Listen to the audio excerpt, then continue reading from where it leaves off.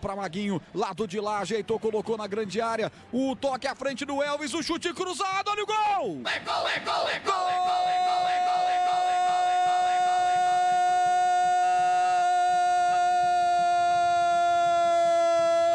gol! Serginho da Ponte!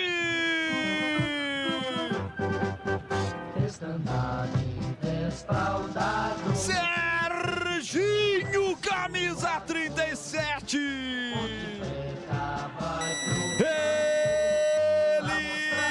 não perdoa!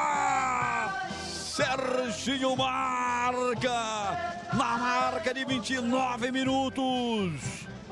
A Ponte aperta um pouco e naquela assistência padrão Elvis, do garçom que serve e não cobra 10%, serviu e o Serginho desferiu um tiro fatal, letal, cruzado pro fundo do gol de Fabrício.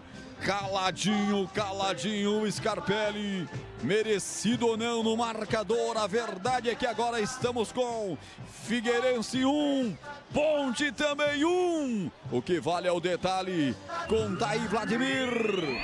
Jogada construída lá pelo setor direito, Jean Dias rolou na área para o Elvis, que não tinha nada de espaço, mas muita qualidade. Com um toquinho deu uma assistência para o Serginho. A bola ia indo para a linha de fundo, mas o meia da Ponte acertou um tirambaço sem chances de defesa para o Fabrício. Com o dedo, com o pé do Elvis na assistência, gol do Serginho. Empata a Ponte agora 1-1. Tempo passado.